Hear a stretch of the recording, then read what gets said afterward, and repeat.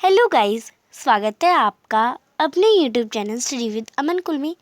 आज हम लाए हैं जो आपका सांवले सपनों की आज चैप्टर है। उसमें हम गद्यांश पर जो आपको गद्यांश दे रखा होता है और उसके आधार पर प्रश्न दिए गए होते हैं उन्हें हम कंटिन्यू करेंगे, जिसका हम भाग 3 करेंगे।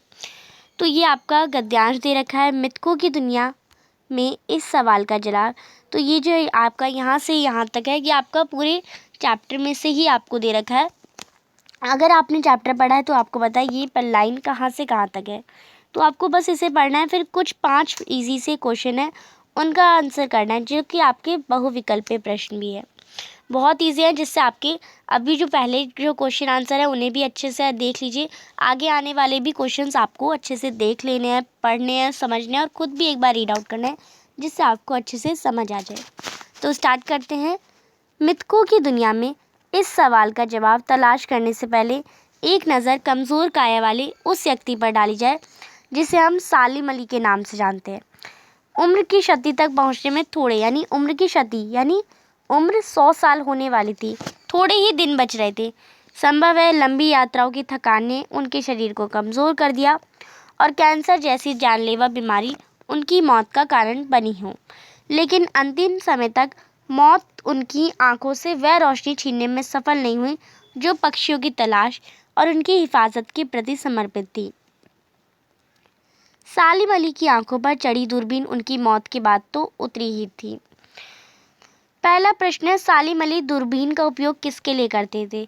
पक्षियों की सुरक्षा के लिए, पक्षियों को देखने के लिए, दूरगामी दृष्टि के लिए या सैलानियों को देखने के लिए?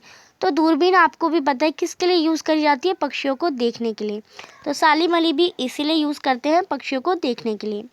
सालिम अली पक्षियों को देखने के लिए दूरबीन का प्रयोग करते हैं, जो उनके गले में हर समय लटकी रहती थी। दूसरा प्रश्न है, सालिम अली जीवन काल कितने समय का था? लगभग 100 वर्ष, लगभग 80 वर्ष, लगभग 90 वर्ष, लगभग 85 वर्ष।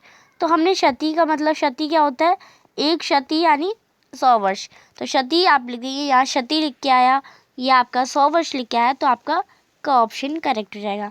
जिस समय सालिम अली की मृत्यु हुई उस समय उनकी आयु के 100 वर्ष पूरे होने में थोड़े दिन ही बच रहे थे। तो हमने लगभग वर्ड यूज़ करा, तो लगभग पूरे नहीं हुए थे पर लगभग उतना ही था। तीसरा प्रश्न है, सालिम अली की आंखों पर चढ़ी दूरबीन कब उतरी? मृत्यु से पहले, उनकी मृत्यु के बाद, पक्षियों को देखते समय, उपरोक्त सभी। तो उनकी मृत्यु के बाद, यहाँ पे आपने देखा तुरंत मृत्यु के बाद उतरी थी। तो इसमें आपका ख ऑप्शन जो है करेक्ट हो जाएगा। आप इस पर खा पे टिक करेंगे। यहाँ पे आपको व्याख्या भी दे रखी है। सालिम अली अपने गले में लंबी दूरबीन लटकाए पक्षियों की खोज में निकल पड़ते हैं। वह दूरबीन उनका मृत्यु के बाद ही उनके गले से उतरी।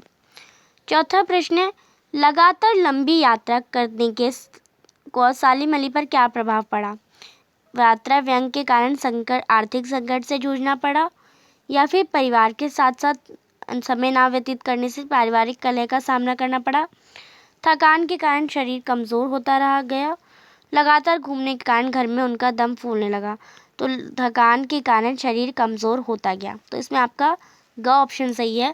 सालिम अली पक्षियों की तलाश में निरंतर लंबी यात्राएं करते रहे, जिससे थकान के कारण उनका शरीर कमज़ोर होता चला गया। पांचवा प्रश्न है, गद्यांश में प्रयुक्त समर्पित शब्द में उपसर्ग है। तो आप देखिए, समर्पित उपसर्ग बताना है आपको। अगर हम समर्पित को तोड़ें तो सम और अर्पित, अर्पित एक वर्ड होता है और सम हमारा एक उपसर्ग हो। उपसर्ग क्या होते हैं? आगे जो लगते हैं। सा कुछ नहीं होता, ता कुछ नहीं होता, सम होता है। तो सम और अर्पित, समर्पित।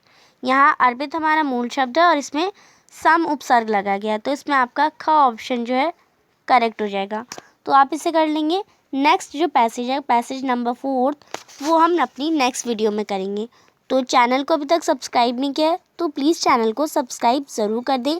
मैंने आपको इतनी बार कहा है, तो जिसने नहीं किया तो प्लीज़ सब्सक्राइब ज़रूर करें। वीडियो को ज़्यादा से ज़्यादा दोस्तों के साथ शेयर करें। Thanks for watching you. Bye bye guys.